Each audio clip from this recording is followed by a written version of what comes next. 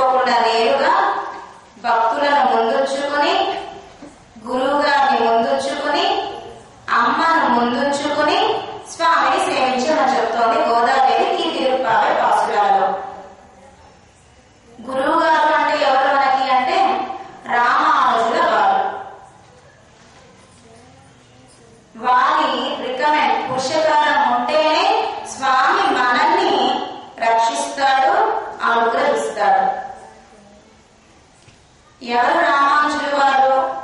సాక్షాత్ ఆదిశేషుడే త్రేతాయుగంలో లక్ష్మణ స్వామిగా జన్మిస్తే ఆ లక్ష్మణుడే ద్వాపర యుగంలో బలరాముడిగా జన్మిస్తే ఆ బలరాముడే, ఆ ఆదిశేషుడే, ఆ లక్ష్మణ స్వామియే కలియుగంలో రామానుజులుగా అవతరించారు.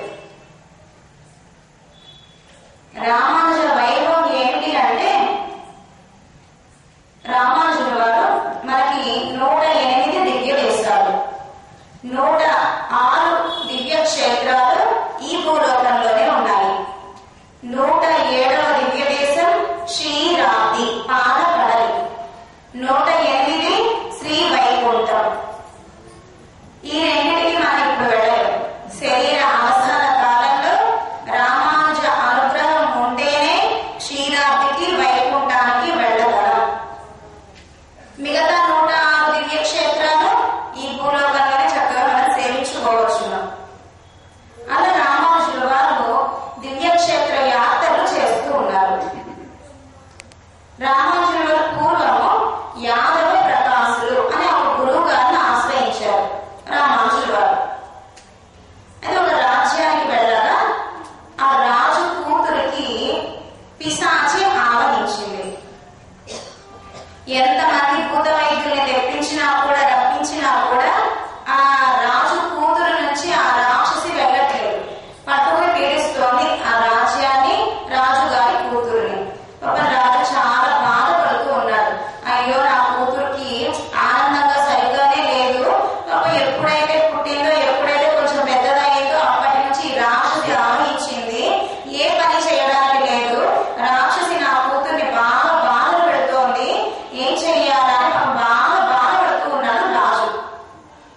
చివరికి ఆ రాజ్యానికి కొంతమంది శిష్యులతో ఒక గురువు గారు వచ్చారు అని తెలిసింది రాజుకి. వెంటనే రామానుజ గురువు గారు యాదవ ప్రకాశుడు. ఆయన వెళ్ళి రాజు ప్రార్థించాడు. ఓ యాదవ ప్రకాశ, ఓ గురువర్య, మీరు మా రాజ్యానికి వచ్చి నా కూతురికి పట్టిన ఆ రాక్షసిని వెళ్ళగొట్టండి అని రాజు యాదవ ప్రకాశుని ప్రార్థించారు.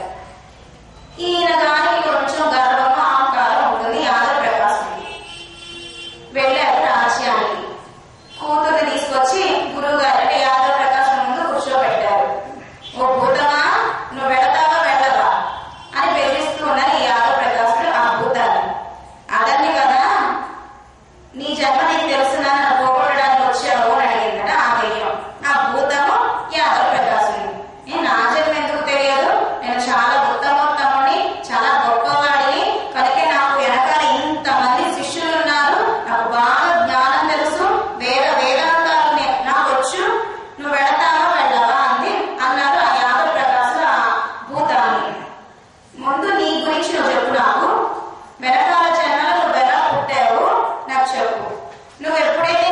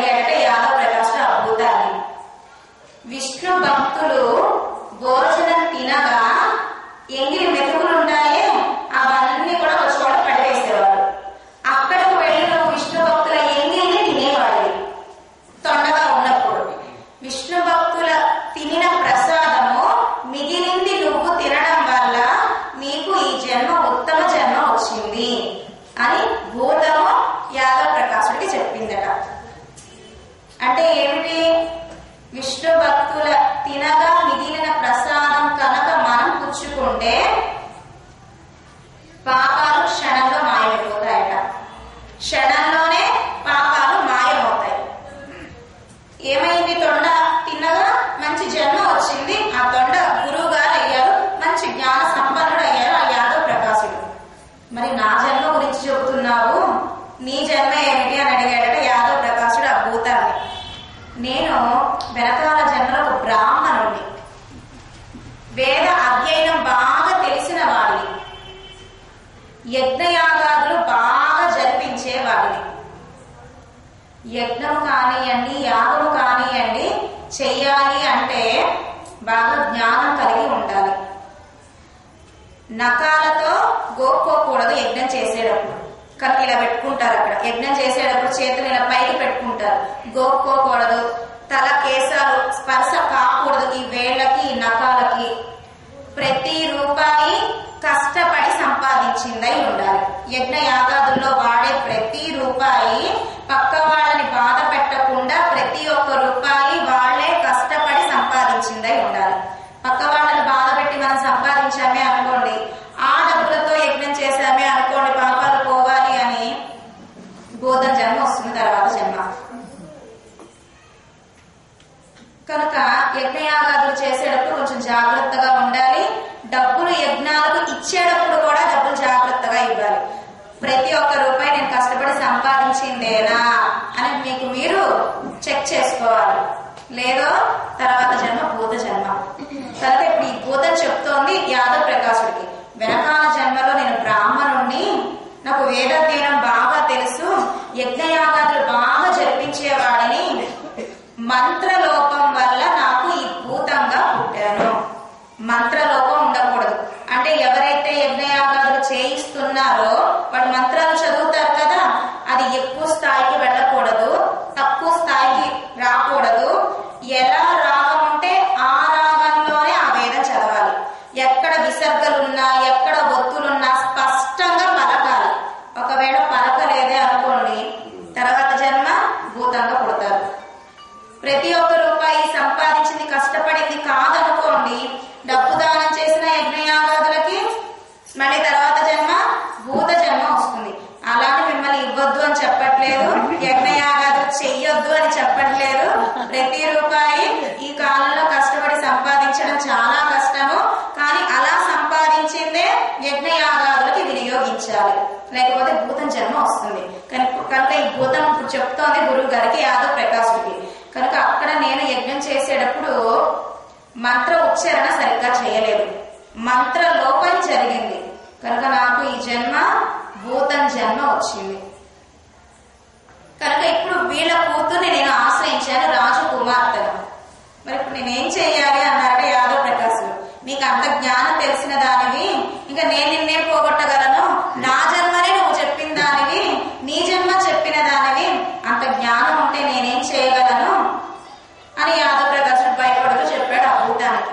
అప్పుడు భూతం చెప్పింది కదా, ఓ యాదవ్ ప్రకాశ, నీ దగ్గర శిష్యుడు ఉన్నాడే రామానుజులు వారు, ఆయన్ని నా దగ్గరకు తీసుకుంటారు. వారి శ్రీపాద స్పర్శ చేత, శ్రీపాద తీర్థము చేత, అంటే పాదాలు కడగగా ఆ తీర్థం కనుక నేను పుచ్చుకుంటే ఈ భూతం జన్మ నాకు పోతుంది. కనుక నువ్వు గురువు గారి ఆయన శిష్యుడు అని ఆయన దగ్గర పెత్తనం చలాయించద్దు.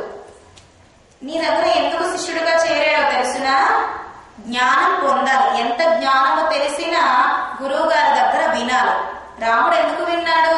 ఎవరు రాముడు? సాక్షాత్ పరమాత్మ నారాయణుడు.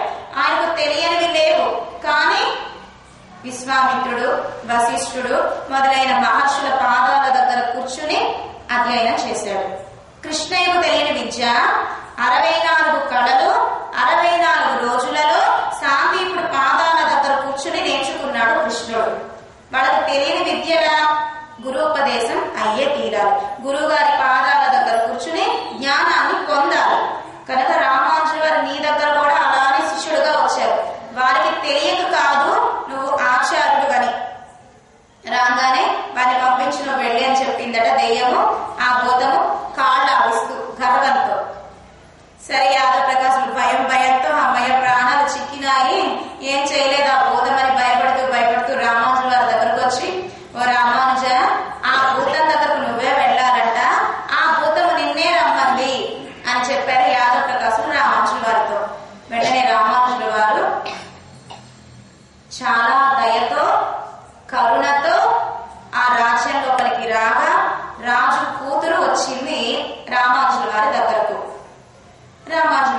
ముచ్చటించారు. ఎవరివి నీవు, ఏమిటి అని. ఓ రామానుజ, మీ పాద స్పర్శ తగలకుండా నాకు మోక్షం రాదు, నాకు ఈ భూత జన్మ పోదు. మీ శ్రీపాద తీర్థం అంటే పాదాలు కడిగిన తీర్థం తీసుకుంటేనే నాకు ముక్తి లభిస్తుంది. కనుక ఒక్కసారి మీ పాదాలు నా శిరస్సున పెట్టరా అని ప్రార్థించిందట భూతం.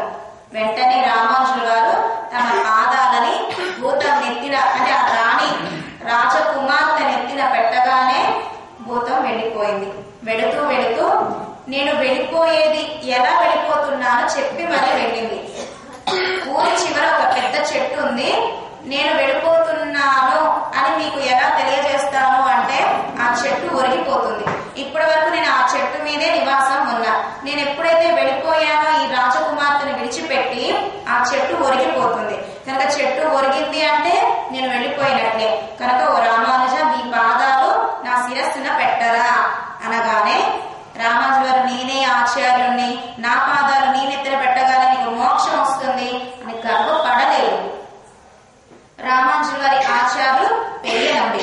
వారిని ఒక్కసారి మనసులో తలుచుకుని రామానుజుల వారు తమ యొక్క పాదాలని ఆ రాజకుమార్తె భూతం పట్టిన రాజకుమార్తె శిరస్సున పెట్టగానే రామానుజ పాద స్పర్శ చేత భూతం వెళ్ళిపోయింది రాజకుమార్తెను విడిచిపెట్టి. కనుక మనందరికీ కూడా ముక్తి ఎలా లభిస్తుంది అంటే రామానుజ పాద స్పర్శ చేత రామానుజ పాదాలను ఆశ్రయిస్తే త్వరగా మనకి ముక్తి లభిస్తుంది.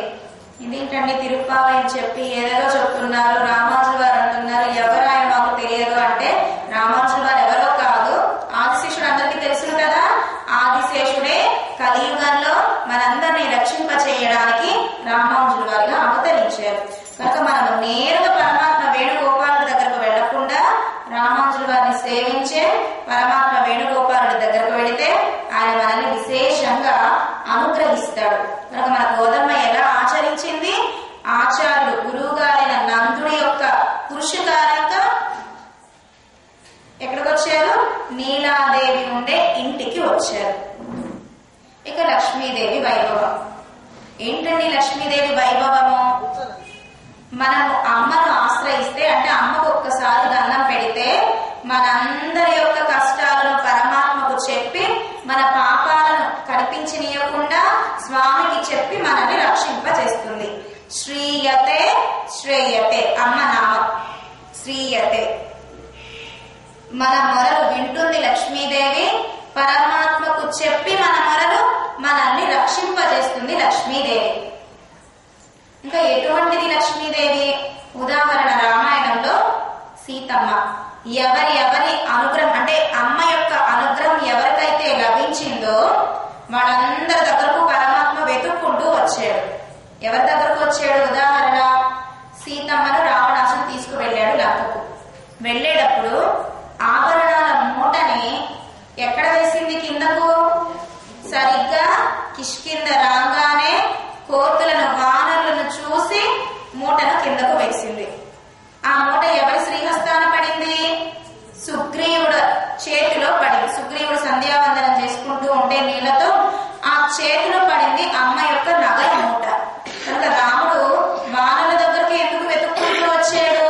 మొట్టమొదటిగా సీతమ్మ అనుగ్రహం సుగ్రీవుడి మీద పడింది కనుక వానరులను వెతుక్కుంటూ వచ్చాడు రామయ్య. అమ్మ అనుగ్రహం వానరులకు లభించింది కనుక. అదే విధంగా లంకలో ఎవరిని అనుగ్రహించింది సీతమ్మ? రావణాసుడైన తమ్ముడైన విభీషణుడిని అనుగ్రహించింది. కనుక విభీషణస్తు ధర్మాత్మ అన్నాడు హనుమ. విభీషణుడు చాలా గొప్పవాడు. విభీషణుడి అనుగ్రహం, సీతమ్మ అనుగ్రహం విభీషణుడికి లభించింది. కనుక విభీషణుడే రామయ్య దగ్గరకు వచ్చి రామయ్య విభీషణ శరణాగతి చేయగా రామయ్య విభీషణుడిని స్వీకరించాడు. కనుక అమ్మ అనుగ్రహం ఎవరికైతే లభిస్తుందో వారందరినీ కూడా పరమాత్మ అనుగ్రహిస్తాడు. హనుమ సీతమ్మ దగ్గరకు రాగానే నువ్వెవరివి అని ప్రశ్న వేసిందట సీతమ్మ హనుమని.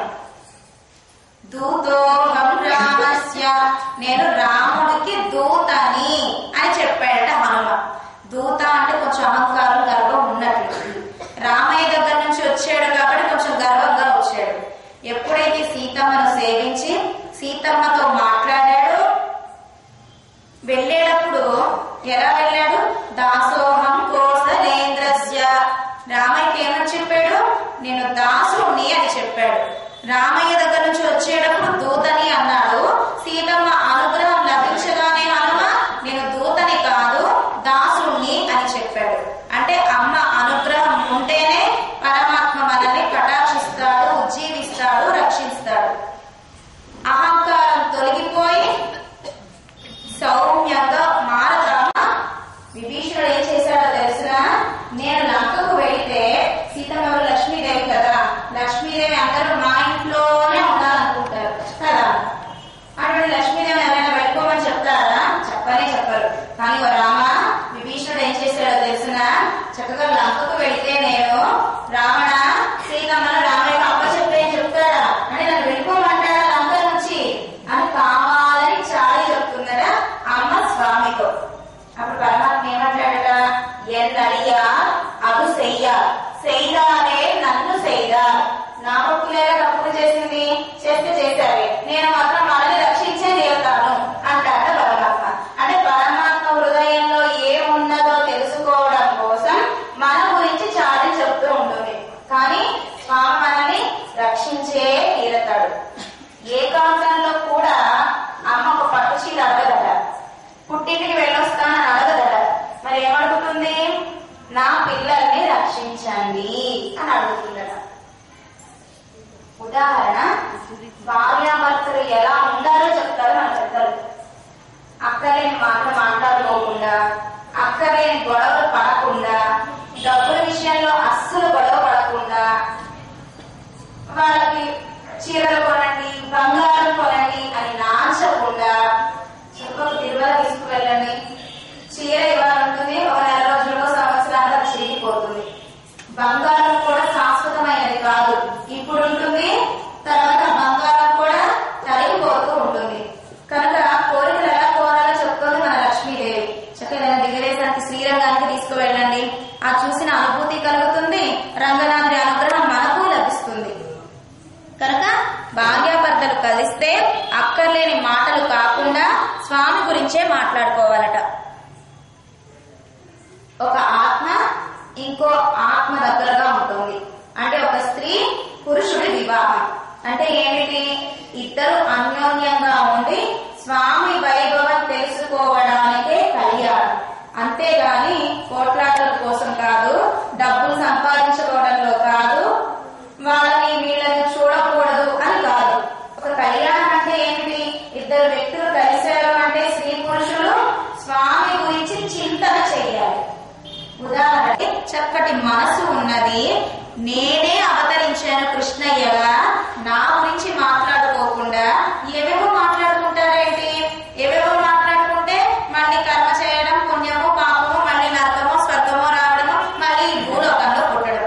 వీళ్ళని రక్షించడానికి నేను పుడితే వీళ్ళు నేనుండగానే అక్కర్లేని మాటలు మాట్లాడుకుంటున్నారే భార్యాభర్తలు అని కృష్ణకు బాగా బాధ వేసిందట. ఏం చేశాడు? గోపిక యొక్క జడకి భర్త యొక్క గడ్డానికి ముడి వేసి వెళ్ళిపోయాడు. వాళ్ళు లేవగానే ఆమెమో అటు లాగడము, ఈయనేమో ఇటు లాగడము.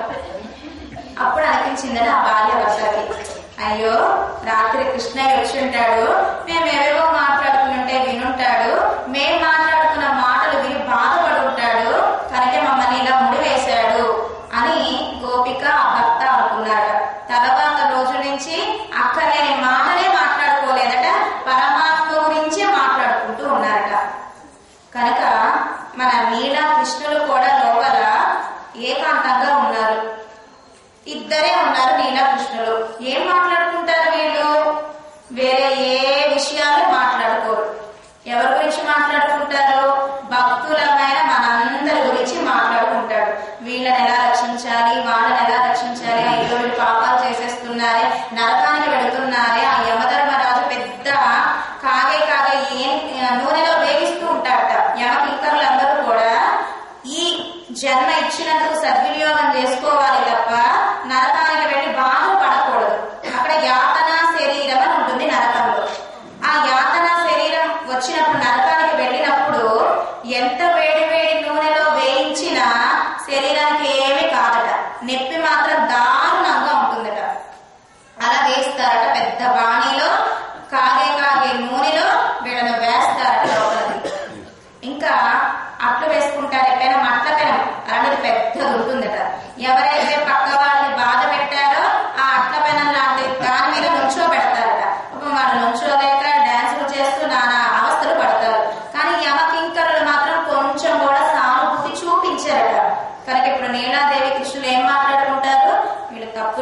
వస్తున్నారు, అయ్యో నరకానికి వెళ్ళి ఇంత బాధను అనుభవిస్తారే, కానీ వీళ్ళని ఎలా అయినా రక్షించాలి అని ఇద్దరు మాట్లాడుకుంటారట. అమ్మ అడుగుతుందట, పరమాత్మ శాస్త్రాన్ని చూస్తాడు. అమ్మ ఏం చేస్తుంది? దయని చూపిస్తుంది మనకు. పరమాత్మ కూడా దయ ఉంటుంది, రక్షించాలని ఉంటుంది, కానీ మనం చేసిన తప్పుల వల్ల కోపం వచ్చేస్తుంది, బాధ ఎక్కువ అవుతుంది. అదేంటంటే మన కష్టాలను తీర్చొచ్చు కదా, మన పాపాలు పోగొట్టవచ్చును కదా, ఆయన చెయ్యలేంది ఏమీ లేదు కదా, మరి మన పాపాలు పోగొట్టవచ్చును కదా అనుకుంటే ఒక అమ్మాయిని చక్కగా ముస్తాబు చేసి బయట కూర్చోబెట్టారు. నువ్వు ఎక్కడికి వెళ్ళకమ్మా, వెళ్ళావో అక్కడ వెహికల్స్ అన్ని అంటే కార్లు, సైకిళ్ళు, స్కూటర్లు తిరుగుతున్నాయి, వాటి కింద పడతావు, దెబ్బ తగులుతుంది, అందుకు నువ్వు ఇక్కడే కూర్చో తల్లి చెప్పింది బిడ్డకి. మంచి ఏంటో చెడేంటో చెప్పింది తల్లి, వెళితే పడిపోతావు అని. కానీ బిడ్డయే అక్కడికి వెళ్ళాలనిపించి వెళ్ళింది, ఏదో బుద్ధింది, కింద పడింది. ఎవరంటారు? ఎవరిననాలి? తల్లి చెప్పింది, కానీ లోకులు ఏమంటారు? తల్లినే అంటారు. అమ్మ కన్నది బిడ్డని, ఒక్క బిడ్డను కూడా సరిగ్గా చూసుకోలేకపోతోంది, ఆ బిడ్డని బయట కూర్చోబెట్టింది, అలా పంపించేసింది రోడ్డు మీదకి. తల్లి కావాలని పంపిస్తుందా? పంపించదు. మంచి ఏంటో చెడేంటో చెప్పింది, కానీ పక్క వాళ్ళందరూ ఏమనుకుంటారు? తల్లే ఇలా చేసింది అనుకుంటారు. తల్లికి తెలియదు, బిడ్డ పడితే ఎవరికి బాధ? తల్లికే బాధ. సరే, ఆ బావి దగ్గర కూర్చున్నారు తల్లి బిడ్డలు. పిల్లకు చెప్పింది, అమ్మ బావి దగ్గరకు వెళ్ళకు అని చెప్పింది తల్లి. కానీ ఈ అమ్మాయి ఏం చేసింది? వెళ్ళింది, ఆ బావిలో పడిపోయింది. పాపం తీయడానికి ప్రయత్నిస్తోంది తల్లి. పక్క వాళ్ళందరూ వచ్చి ఏమంటారు? తల్లి పక్కనే ఉంది, బిడ్డను బావిలో తోసేసింది అంటారు. తల్లి గురించి, బిడ్డ గురించి తల్లికి తెలీదా? తెలుసు. అలాగే పరమాత్మ కూడా మనకి ఇది మంచి, ఇది చెడు, మంచి చేస్తే స్వర్గానికి, లేకపోతే భూలోకంలోనే మంచి జన్మ వస్తుంది అని చెప్పాడు పరమాత్మ. చెడు చేస్తే, పాపాలు చేస్తే నరకానికి వెళతావు, అక్కడికి వెళ్ళకండి సుమా అని చెప్పాడు. కానీ మనం ఏం చేస్తున్నాం? తప్పులే చేస్తున్నాం, పాపాలే చేస్తున్నాం, పక్క వాళ్ళని బాధే పెడుతున్నాం. కనుక మనం చేసిన కర్మలు పాపం పరమాత్మ ఏం చేస్తాడు? కానీ మనం ఎవరిని అనుకుంటున్నాము? పరమాత్మనే అనుకుంటున్నాం. కనుక పరమాత్మ శాస్త్రాన్ని చూస్తాడు. అనేక కళ్యాణ గుణాలు ఉన్నాయి రక్షించడం కోసమే, కానీ తిరిగి తిరిగి మనం పాపాలే చేస్తూ ఉన్నాం. అప్పుడు అమ్మ చెప్పిందట, స్వామి మీరు శాస్త్రాన్ని చూడండి, మీ గుణాలతో బిడ్డల్ని రక్షించండి. ఎలా కుదురుతుంది? శాస్త్రం చూస్తే మనల్ని రక్షించలేడు పరమాత్మ. ఎందుకని? అన్ని తప్పులు చేస్తున్నాం. క్షణంలో కొన్ని కోట్ల పాపాలు చేస్తామంటే మనకు తెలియకుండా, క్షణంలో కొన్ని కోట్ల పాపాలు మనకు తెలియకుండా చేసే పాపాలు కొన్ని, తెలిసి తెలిసి చేసే పాపాలు కొన్ని. కనుక మనం స్వామి దగ్గరకు పెడితే ఖచ్చితంగా మనల్ని దండించే తీరుతాడు. అని పాపాలు చేస్తాం. అప్పుడు అమ్మ ఏం చెప్పింది? స్వామి నీ దగ్గరకు ఎవరైతే వచ్చి ఓ వేణుగోపాల నువ్వే నాకు రక్షకుడవు అని ఎవరైతే అంటారో వాళ్ళ పాపాలను చూడకండి, రక్షించండి అని చెప్పిందట అమ్మ. ఎవరైతే వేణుగోపాల దగ్గరకు రారో, వేణుగోపాల నువ్వు నాకు రక్షకం అనరో వాళ్ళని శాస్త్రం ప్రకారంగా దండించండి అని చెప్తుందట అమ్మ స్వామి. అమ్మ మాటలు విని స్వామి నువ్వే నాకు రక్షకుడవు అన్న వాళ్ళ తప్పులు చూడకుండా రక్షిస్తాడు. స్వామి దగ్గరకు రాకుండా నువ్వు నాకు రక్షకుడివి కాదు అన్న వారిని శాస్త్రాన్ని బట్టి శిక్షించే తీరుతాడు. అలా 24 గంటలు అమ్మ స్వామి పక్కనే ఉండి మనల్ని రక్షింపచేయడానికి ప్రయత్నం చేస్తూ ఉంది. కనుక ఇవాటి పాసులలో నీలాకృష్ణులు ఏక మంచం మీద, ఒకే మంచం మీద పడుకుని ఉన్నారు. నిన్నటి రోజున గోదాదేవి నీలాదేవిని ప్రార్థించారు. వెంటనే నీలాదేవి తలుపులు తీసి రక్షించడానికి రాబోతోందట. కృష్ణయ్య చేయి పట్టుకుని లాగేశాడట. కృష్ణయ్య రాబోతూ ఉంటే తలుపులు తెరవడానికి నీలాదేవి లాగేస్తుందట. ఎందుకంటే ఇలా లాగుతున్నారు వస్తూ ఉంటే? అంటే మన గురించి మనల్ని రక్షించాలని అమ్మా నాన్నలు వారించుకుంటున్నారట. నేను రక్షిస్తాను అని. అమ్మా నాన్నలు మన గురించి ఇంతలా ఆలోచిస్తే మనం ఒక్క క్షణం కూడా ఆలోచించడానికి కష్టపడుతూ ఉన్నాం. కనుక పరమాత్మ కానివ్వండి, లక్ష్మీదేవి కానివ్వండి, ఎప్పుడు మన గురించి ఆలోచిస్తారు, మనల్ని ఎలా రక్షించాలో ఆలోచిస్తూ ఎదురు చూస్తూ ఉంటారు. ఎప్పుడు నా దగ్గరకు వస్తారా,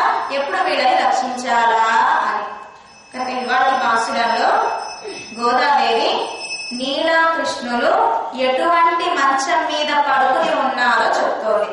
వాస్తవం చదువుదామా? కుత్తు విళక్కెరియా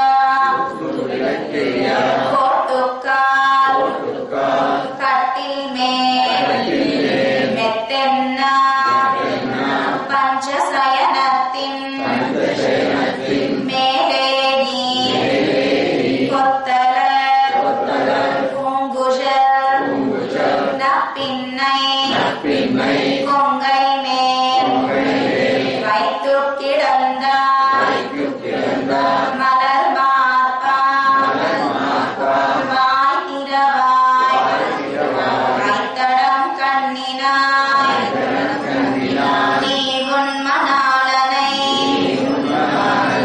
எத்தனை போதும் துயிலெழா கொட்டாய்கான் எத்தனை ஏலும் விரிவாத்தான் இல்லாயா தத்துவமன்னோ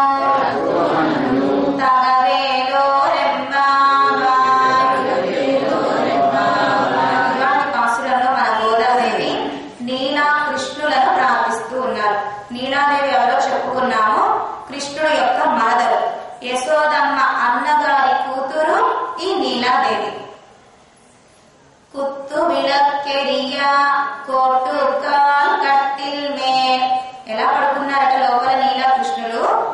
మంచానికి 4 వైపులా 4 దీపాలు కలిగిన పెద్ద పెద్ద దీపపు సిమ్మలను పెట్టుకుని పడుకున్నారట. మనకు ఈ వైభవము 9వ పాసురంలో వస్తుంది. తూమణి మాడత్తు సుత్తుం విళక్కెరియా. అక్కడ కూడా గోపిక ఎలా పడుకున్నది? చుట్టూత దీపాలు వెలిగించి పడుకున్నది.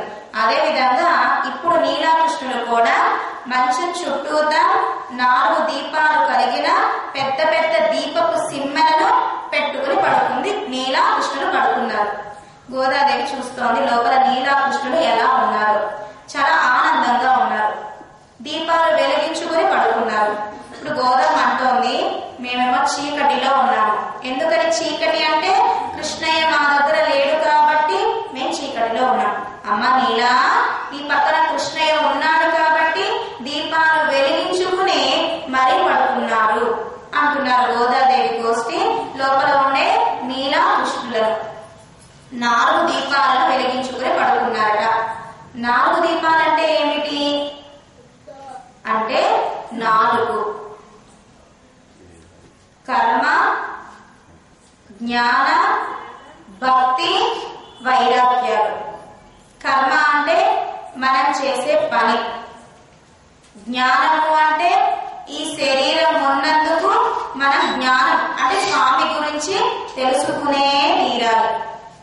ఎప్పుడైతే జ్ఞానం తెలుసుకున్నామో భక్తి వస్తుంది. వినగా వినగా ఇప్పుడు రోజు వస్తున్నాము, వినగా వినగా వేణుగోపాల మీద మనకు భక్తి వస్తుంది. ఎప్పుడైతే భక్తిలో మునిగామో లౌకిక విషయాలన్నీ మనకు ఎలా ఉంటాయి?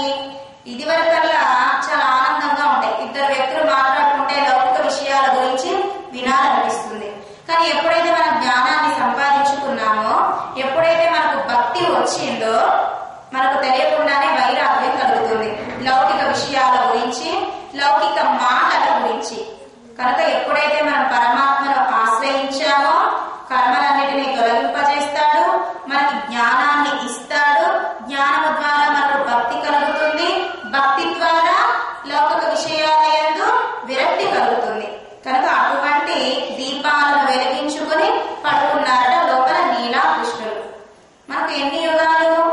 4 యుగాలు. కృతయుగం, త్రేతాయుగం, ద్వాపరయుగం, కలియుగం.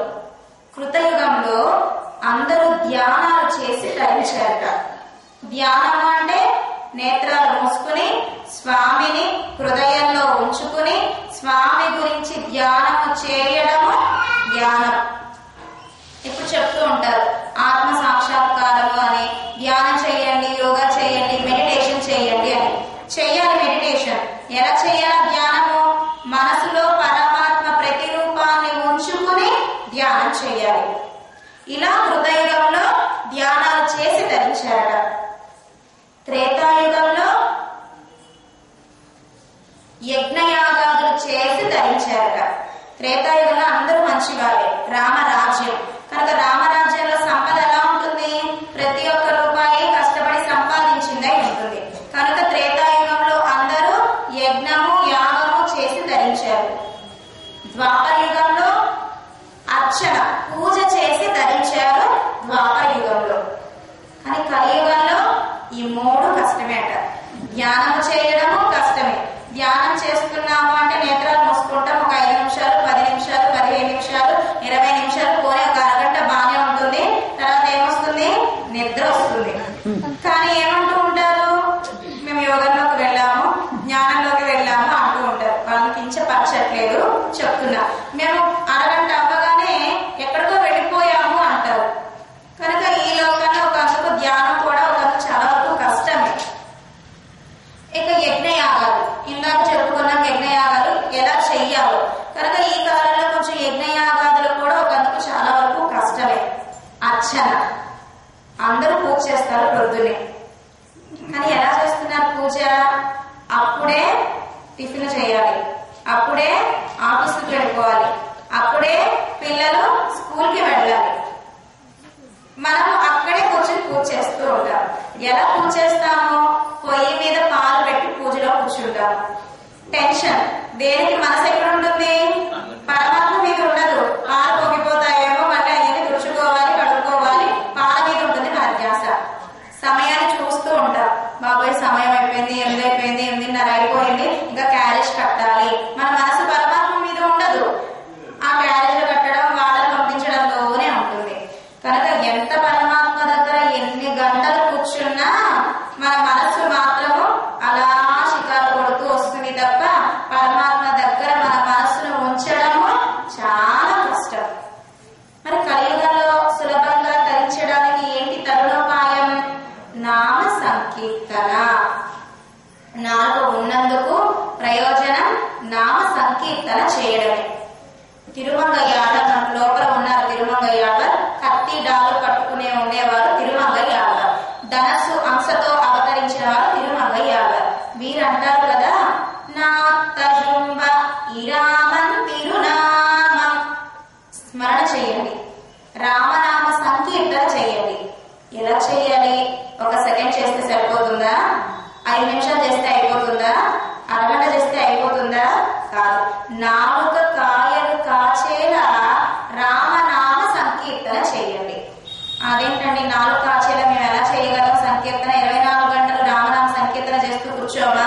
మాకేం పనులు ఉండవా ఏంటి అంటే, ఎలా చేయాలి? ఆ నామము మనస్ఫూర్తిగా మనస వాచ కర్మణ చేయండి. నామ సంకీర్తన రోజు చేయాలండి. నామ సంకీర్తన ఏదైనా శనివారం రోజు, శుక్రవారం రోజు ఇలా చేస్తే సరిపోతుందా? అన్నం రోజు తింటున్నామా? అప్పుడప్పుడు తింటున్నామా? టిఫిన్ రోజు తింటున్నామా? అప్పుడప్పుడు తింటున్నామా? రోజు తింటున్నాం. 3 పొద్దున తింటున్నాం. మళ్ళీ ఆకలి వేసినప్పుడు మధ్యలో స్నాక్స్ గా తింటున్నాం. ఇది తింటున్నప్పుడు రామనామ సంకీర్తన చేయడానికి ఏంటి? చేయండి రామనామ సంకీర్తన అంటారు తిరుమంగయ్యాళ్ళ. నేను చేస్తున్నా, ఏదో నాలుగుతో మిమ్మల్ని చెయ్యండి అని చెప్పట్లా. నేను నామ సంకీర్తన చేస్తూ మీకు నామ సంకీర్తన చెయ్యండి అని చెప్తున్నా అంటారు తిరుమంగయ్యాళ్ళ. రామదాసు గారు రామనామ సంకీర్తన చేసి ధరించారు. అన్నమాచార్యులు గోవిందనామ సంకీర్తన చేసి ధరించారు.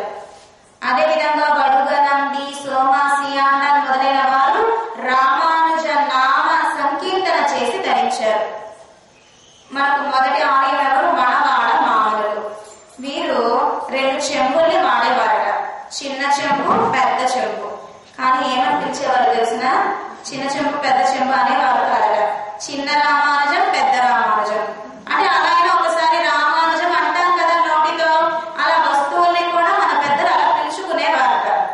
కనుక పెరియాళ్ళ వారు అంటారు కదా, ఓ లోకులారా, మీ పిల్లలకు వేరే వేరే పేర్లు పెట్టకండి, చక్కగా స్వామి నామం పెట్టండి.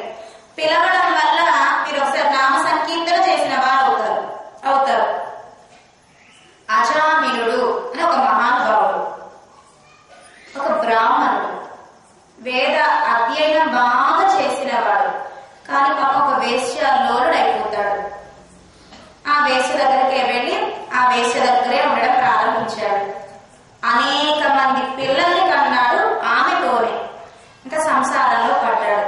వేదము లేదు, యాగము లేదు, యజ్ఞము లేదు, నామ సంకీర్తన లేదు, ఏమీ లేదు. పిల్లలు, అందమైన భార్య.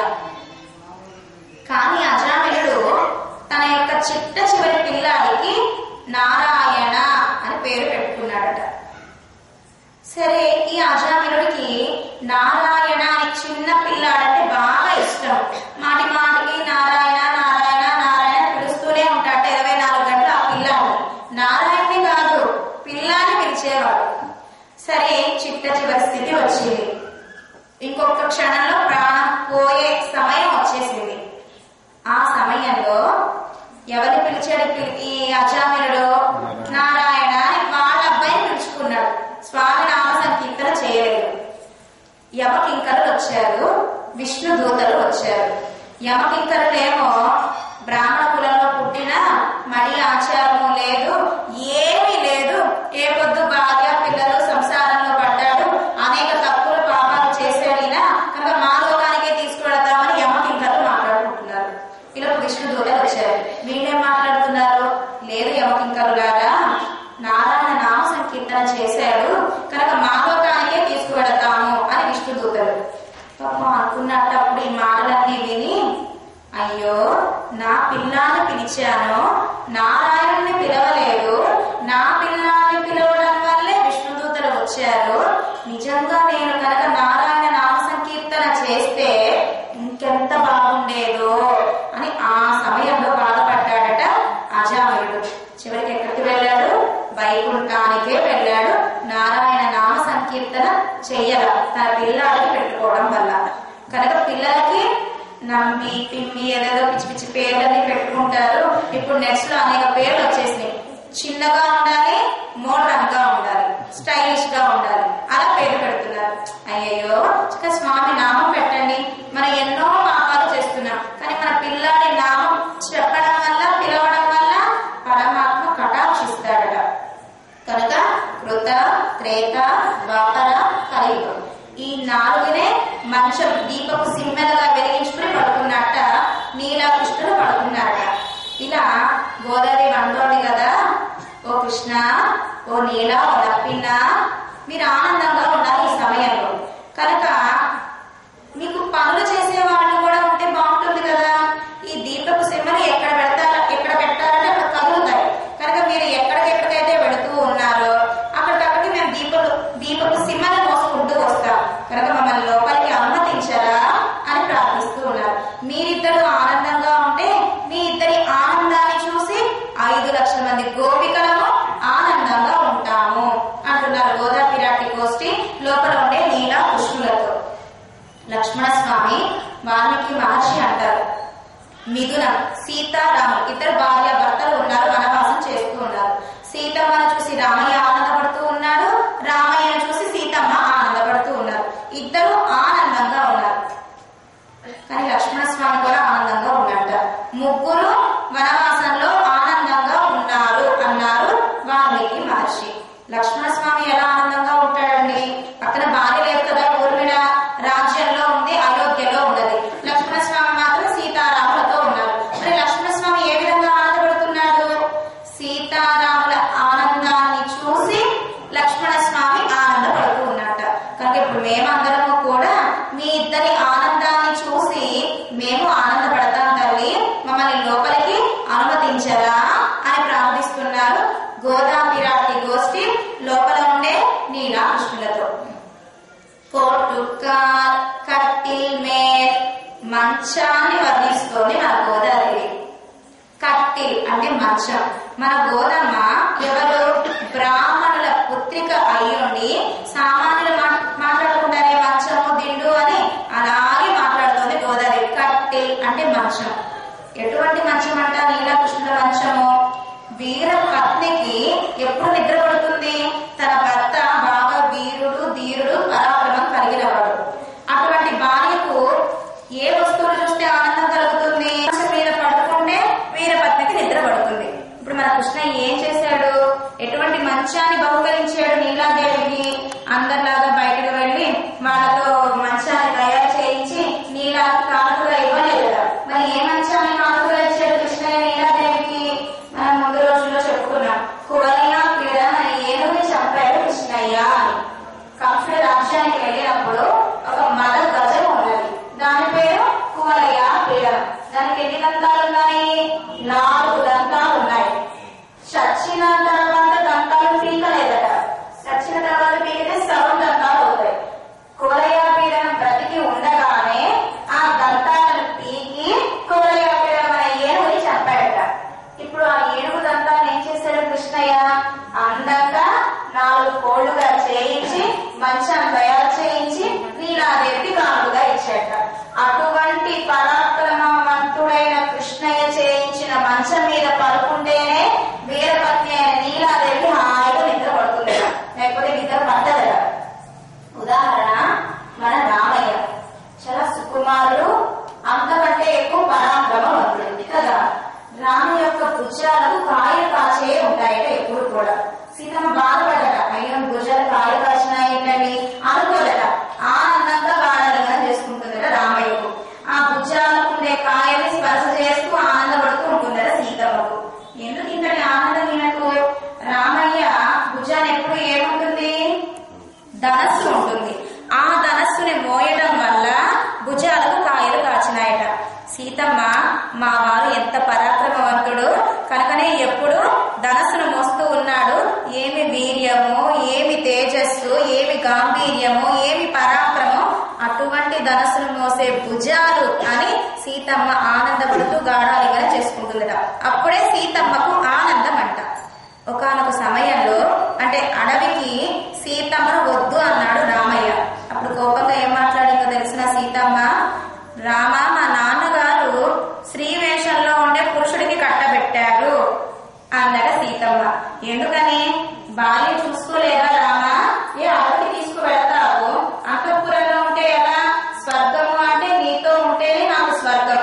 నువ్వు లేని చోట అయోధ్యనా కూడా నాకు నరకంతో సమానం. ఏ పరాక్రమవంతుడివి కాదా నువ్వు? ఏదో పురుషుడి రూపంలో ఉండే స్త్రీవా?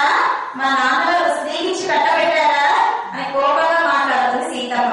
వెంటనే ఆ మాటకి లేదు సీత నాతో రా అని సీతమ్మను కూడా వనవాసానికి తీసుకువెళ్ళాడు.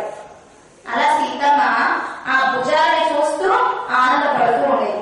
అదే కదా ఇప్పుడు నీలాదేవి ఎటువంటి మంచం మీద పడుకుని ఉన్నది?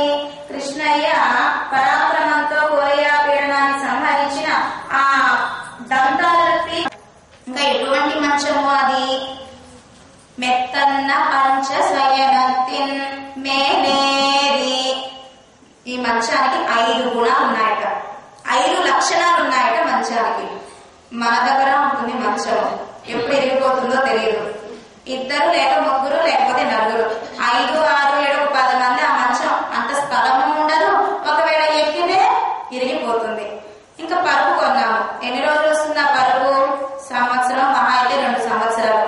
మళ్ళీ అది పక్కన పడేయాల్సిందే. కానీ మొదటి రోజు కొంటేనే మెత్తగా ఉంటుంది ఆ పరుపు. ఒక నెల రోజులు దాటంగానే గట్టిగా తయారవుతుంది ఆ పరుపు. కానీ నీలాకృష్ణులు పడుకున్నారే ఆ పరుపు అటువంటిది కాదట. చల్లగా ఉంటే వెచ్చదనాన్ని ఇస్తుందట, వెచ్చగా ఉంటే చల్లదనాన్ని ఇస్తుందట ఆ పరుపు. ఇంకా చాలా అందంగా ఉంటుందట ఆ పరుపు. చాలా విశాలంగా ఉంటుందట ఆ పరుపు. ఎంతమంది ఎక్కి తొక్కినా కూడా ఏమి కాదట. అంత విశాలంగా ఉంటుంది, గట్టిగా దావల్యంగా ఉంటుంది. అలాని మెత్తగా ఉండదనుకోకండి, మెత్తగా ఉంటుంది. నిద్ర రాని వాళ్లకు కూడా నిద్ర వచ్చేలా ఉంటుందట ఆ పరుపు. 5 లక్షణాలు: మెత్తగా ఉంటుంది, చల్లగా ఉంటుంది, అందంగా ఉంటుంది, పరిమళంగా ఉంటుంది. ఎంతమంది ఎక్కినా ఆ మంచము కానివ్వండి, ఆ పరుపు కానీ ఇరగదంట. సామాన్యమైన పరుపు గురించి చెప్తున్నారు అనుకుంటున్నారా గోదాదేవి? విశేష అర్థం చెప్తోంది. ఇంతకీ పరుపు ఎవరు? సాక్షాత్ ఆదిశేషుడే పరుపు రూపంలో వేంచేసి ఉన్నారు. స్వామి విషయంలో ఎవరైతే బాగా ప్రేమ కలిగి ఉన్నారో, ఎవరికైతే రామానుజ సంబంధం ఉన్నదో వారు ఎక్కడికి వెళతారు? శ్రీ వైకుంఠానికి వెళతారు. పైన అనేక లోకాలు ఉంటాయి. ఆ లోకాలన్నీ దాటుకుంటూ ఆ లోకాలకు వెళ్ళేటప్పుడు వాడు రిసీవ్ చేసుకుంటారట, సెండ్ ఆఫ్ చెప్తారట. ప్రతి లోకానికి రిసీవింగ్ ఉంటుంది, సెండ్ ఆఫ్ ఉంటుంది. అలా ప్రతి లోకానికి వెళ్తారు. ఇంద్రుడు స్వర్గ లోకానికి వెళ్ళాలి అనుకోండి, ఇంద్రుడు పూర్ణ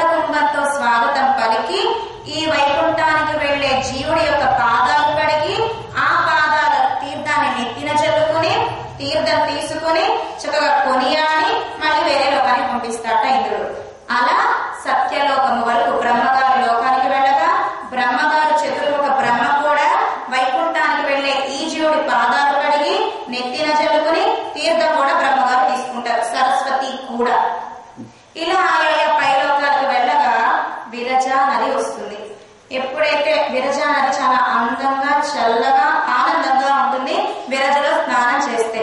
కానీ నరకానికి వెళ్ళేటప్పుడు ఇంకో నది ఉంటుంది. ఏంటన్నది? వైతరిణి. చీము, నెత్తురు, రక్తము, భయంకరంగా వేడిగా చాలా దారుణంగా ఉంటుంది వైతరిణి నది. కానీ వైకుంఠానికి వెళ్ళేటప్పుడు విరజ నది చాలా ఆనందంగా ఉంటుంది ఆ విరజ స్నానం. ఎప్పుడైతే ఆ విరజలో మునిగామో అన్ని ఈ ప్రకృతికి సంబంధించిన వాసనలన్నీ కూడా దాంట్లో స్నానం చేయగానే మన నుంచి దూరం అయిపోతాయి. వెంటనే అమానవ పురుషుడనే ఒక ఆయన వచ్చి మనని స్పర్శ చేస్తాడట. వెంటనే అక్కడకు తగ్గ శరీరం వచ్చేస్తుంది. అంటే పంచ ఉపరి పరమాత్మకు ఎటువంటి రూపం ఉంటుందో అటువంటి శరీరం వస్తుంది. అక్కడికి వెళ్ళగానే గరుత్మంతుడు వస్తారు. ఏం తీసుకొస్తారు? ప్రణవాకార ఓంకారం అనే విమానాన్ని తీసుకొస్తాడట. గరుడానే మనల్ని పరమాత్మ దగ్గరకు తీసుకువెడతాడట. అక్కడ అనేక ప్రాకారాలు ఉంటాయి. శ్రీరంగంలో 7 ప్రాకారాలు, ఇలా వైకుంఠంలో అనేక ప్రాకారాలు. కోమల పూజితై కోకిలలు, నెమళ్ళు, గోరువంకలు అందంగా స్వామి గురించి పాడుతూ ఉంటాయట. రత్నాలతో కూడి ఉండే మెట్లు ఉంటాయట. రత్నాలతో ఉండే ద్వారాలు ఉంటాయట. అందరూ కొనియాడుతూ ఉంటారట. పూర్ణ కుంభంతో స్వాగతం పలుకుతూ ఉంటారట. చక్కగా ఆ రోజు పెద్ద పండుగ. అంటే ఇక్కడి నుంచి అక్కడికి వెళితే శ్రీ వైకుంఠానికి శతం మాలాహస్తా, శతం చూర్ణహస్తా, శతం వాసోహస్తా, ఇలా కొంతమంది అప్సర స్త్రీలు వచ్చి ఈ జీవుడిని అలంకారం చేస్తారట. అనేక ప్రాకారాలు అనుకున్నాం కదా. పరమాత్మ తిరుమామణి మండపం అనే ప్రాకారంలో ఉంటాడట. పెద్ద ఆదిశేషుడి మీద వైకుంఠ నాగుడు, శ్రీదేవి, భూమిదేవి, నీలాదేవితో వేంచేసి ఉంటాడు. అప్పుడు ఈ జీవుడు పైకి వెళ్ళిన తర్వాత ఎవరిని మీద ఎక్కి వైకుంఠనాథుడి ఒడిలో కూర్చుంటాడు? ఆదిశేషుడి మీద పాదాన్ని పెట్టి వైకుంఠనాథుడి ఒడిలో కూర్చుంటాడట. అదేంటండి, అక్కడికి వెళితే ఆదిశేషుడి మీద పాదం పెట్టడం ఏంటి? తప్పు కాదు, పాపం కాదు అనకూడదట. ఆదిశేషుడి మీద పాదం పెడితే వైకుంఠనాథుడు చెయ్యందిస్తాడట. చక్కగా వైకుంఠనాథుడి ఒడిలో కూర్చుంటామట. అక్కడికి వెళితే వైకుంఠనాథుడు మనల్ని అనుభవిస్తాడట. మనం వైకుంఠనాథుని అనుభవించవచ్చు. అనుభవం అంటే వేరేదేది లేదు. స్వామి గుణాలను సేవించడము, స్వామి సౌందర్యాన్ని సేవించడం. ఇలా వైకుంఠనాథుడు జీవుణ్ణి అనుభవిస్తాడు, జీవుణ్ణి పరమాత్మ అనుభవిస్తాడు. ఒళ్ళో కూర్చుంటాడు, ముద్దాడతాడు, నెత్తి మీద కూర్చోబెట్టుకుంటాడట, వీపున ఎక్కించుకుంటాడట. చంటి పిల్లాడిని తాతయ్య ఎలా అయితే ఆడిస్తాడో పరమాత్మ అక్కడికి వెళ్ళినాక మనల్ని అలా ఆనందంగా ఆడిస్తాడట. ఒళ్ళో కూర్చోబెట్టుకుని ముద్దాడతాడట. అడుగుతాడట, స్వామి ఇన్నాళ్ళు ఎక్కడ ఉన్నావు అని అడుగుతాడట. స్వామి అనేక కర్మలు చేసి అనేక పుణ్య పాపాలు చేసి భూలోకంలో ఉన్నా. పుణ్యం చేస్తే స్వర్గానికి వెళ్ళా, మళ్ళీ భూలోకానికి వచ్చా. బాగా పాపాలు చేశా, నరకానికి వెళ్ళా, మళ్ళీ భూలోకానికి వచ్చా. ఇలా అనేక కోట్ల సంవత్సరాల, వేల సంవత్సరాల నుంచి భూలోకము, స్వర్గము, నరకము తిరుగుతూనే ఉన్నా. ఏమైంది నీకు? ఏం లభించింది? నోయే పట్టు జిందే, బాధనే పొందాను. మనుషులతో ఎంత ఉన్నా కూడా వాళ్ళు అర్థం చేసుకోరు, మనల్నే వేరేగా భావిస్తారు. అహంకారము, కామ, క్రోధ, లోభ, మోహ, మద, మాత్సర్యాలు ఉండలేకపోయాను స్వామి. ఎప్పుడెప్పుడు నీ దగ్గరకు వద్దామా ఎదురు చూస్తూ ఉన్నా. చిలక పంజరంలో పెట్టి నిప్పు వెలిగిస్తే చిలక ఎలా గిలగిల కొట్టుకుంటుందో భక్తి కలిగిన వాడికి ఈ భూలోకంలో ఉండాలనిపించదట. ఎప్పుడు వైకుంఠానికి వెళదామా ఎదురు చూస్తూ ఉంటాడట. ఇన్నాటికి ఆచార్య రామానుజ అనుగ్రహంతో, నీ అనుగ్రహంతో ఇక్కడికి రాగలిగాను, నీ ఒడిలో కూర్చోగలిగాను. నువ్వెవరివి అని అడుగుతాడట పరమాత్మ. నేను నీకు దాసుని అని చెబుతాడట. స్వామికి ఆనందం కలిగి లక్ష్మీదేవికి ఇస్తాడట.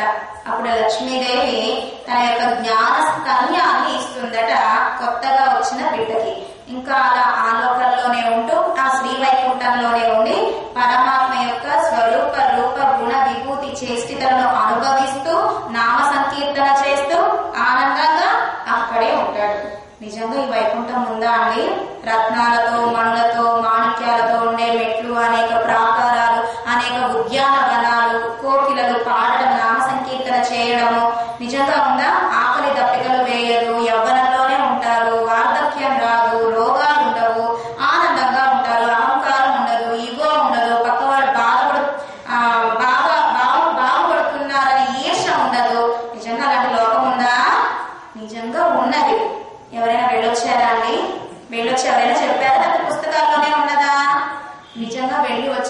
వారు ఉన్నారు. ఎవరు వెళ్ళొచ్చారు? మన నమ్మాళ్వారు. రేపు మనకు పరమపద ఉత్సవం జరగబోతోంది. నమ్మాళ్వారు వైకుంఠానికి వెళ్ళి అక్కడ అన్ని చూసి ఇలా వైకుంఠం ఉన్నది, మళ్ళీ తిరిగి వచ్చి వైకుంఠాన్ని వర్ణించి మళ్ళీ వైకుంఠానికి వెళ్ళిపోయారు. మన గురించి మన పెద్దలకి బాగా తెలుసు. ఏదో చెప్తే వీళ్ళు నమ్ముతారు నమ్మరు అని, ఖచ్చితంగా ఉన్నది అని చెప్పడానికి వచ్చిన వారు మన నమ్మాళ్వారు. కనుక పంచశయనత్తి కనుక ఇప్పుడు మనందరము గోపికలు గోదాదేవి ప్రార్థిస్తున్నారు. మేము ఎక్కడ ఉండాలో తెలుసునా? ఆ మంచం మీద కూర్చోవాలయ్యా, నీతో ఉండాలి అని ప్రార్థిస్తున్నారు. గోదా పిరాటి గోష్ఠి లోపల ఉండే నీలా కృష్ణులతో. కొత్తల కాదు, నీ మంచం ఎప్పుడు అందంగా ఉంటుంది. మన మంచం ఉంటుంది ఇంట్లో, ఎవ్వరు పడుకోకుండా, పిల్లలు ఎక్కి తొక్కకుండా, దిగండి బెడ్షీట్ పాడైపోతుంది, మంచం ఇరిగిపోతుంది, అలాగే ఉంటే ఆ మంచం అందంగా ఉంటుందా? లేదు. పిల్లలు ఎక్కాలి, తొక్కాలి, అల్లరి చేయాలి, చిందర వందలు చేయాలి ఆ మంచాన్ని, అప్పుడే మంచం అందంగా ఉంటుందట. కానీ ఓ నీలాకృష్ణులారా, మంచం మీద మీరిద్దరే ఉన్నారు, బిడ్డలం మేం లేము. కనుక ఆ మంచం ఎప్పుడు అందంగా ఉంటుంది?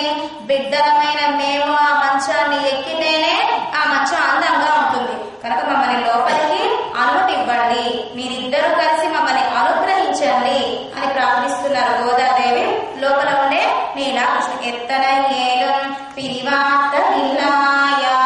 కృష్ణ స్పర్శ నీలాదేవికి లేకపోయింది అనుకోండి, ఆ అభయం విరవిరబోతుందట. అదరాల నుంచి ఎందుకు పుట్టారు అంటే బ్రాహ్మణుల యొక్క ప్రాణం ఎక్కడ ఉంటుంది?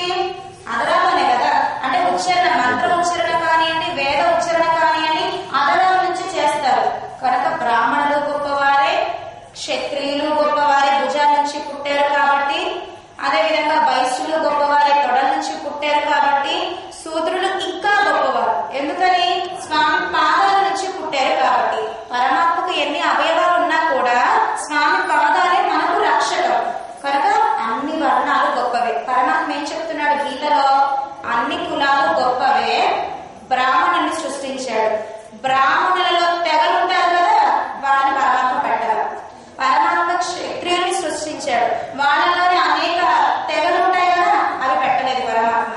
వైశ్యులు అంతే, శూద్రులు అంతే, తర్వాత ఇతర వర్ణాలు అంతే. పరమాత్మ పెట్టేవి కాదు, తర్వాత జనాలు పెట్టుకున్నవి తప్ప పరమాత్మ పెట్టినవి కాదు. పరమాత్మకి మనందరము కూడా బిడ్డలమే. బ్రాహ్మణుడైనా సరే భగవద్భక్తి లేదే అనుకోండి, చండాలుడితో సమానం. చండాలుడే అయినా సరే భగవద్భక్తి కలిగి ఉంటే బ్రాహ్మణుడితో సమానం. ఇది నా మాట కాదు, వేదం చెప్తోంది. పరమాత్మ గీతాచార్యుడు భగవద్గీతలో ఉపదేశం చేశాడు. ఈ ఆళ్వారాలు కానివ్వండి, పూర్వాచార్యులు కానివ్వండి, అదే చెప్పారు. రంగనాథుడు కూడా చెప్పాడు, కొల్మిన్ కొడుమిన్. ఓ బ్రాహ్మణులారా, మీకు జ్ఞానం కావాలి అంటే తక్కువ కులంలో పుట్టిన వారికి జ్ఞానం ఉంటే వాళ్ళ దగ్గర అడిగి తెలుసుకోండి. అదేవిధంగా జ్ఞానం లేని వారైనా, తక్కువ కులంలో వారే అయినా బ్రాహ్మణుల దగ్గర జ్ఞానాన్ని అడిగి తెలుసుకోండి. వీళ్ళు వాళ్ళకు చెప్పవచ్చును, వాళ్ళు వీళ్ళకు చెప్పవచ్చును. కనుక జ్ఞానాన్ని బట్టే కాని గౌరవము కులాన్ని బట్టి కాదు అని మన పెద్దలందరూ చెప్పారు. విదురుడు ఏ కులం? తక్కువ కులం. కానీ కృష్ణుడు తొక్కల్ని తిన్నాడు. శబరి ఒక ఆటవికురాలు, కానీ ఆటవికురాలు నేను తినను అన్నాడు రామయ్య. శబరి పెట్టిన పనులను ఆరగించాడు రామయ్య. అదేవిధంగా ఈ ఆళ్వారాదులందరూ కూడా మన నమ్మాళ్వారి ఉదాహరణ శూద్ర కులంలో అవతరించిన వారే, కానీ వారు లేని ఆలయం చాలా మంది వెళ్ళరు. రామానుజుల వారి ఆదిశేషుడు, రామానుజుల వారి లేని ఆలయానికి చాలా మంది వెళ్ళరు. కనుక ఇంత తక్కువ కులంలో పుట్టినా కూడా భగవద్భక్తి కలిగి ఉంది కాబట్టి వారు గొప్పవారే. ఆఖరికి పంచమ కులంలో అవతరించారు తిరుప్పానాళ్వారు. పంచమి 5వ వర్ణం వాళ్ళు వీణతో పాటలు పాడేవారు అన్నమాట. పంచమి కులం అంటే 5వ వర్ణం వారు వీరు.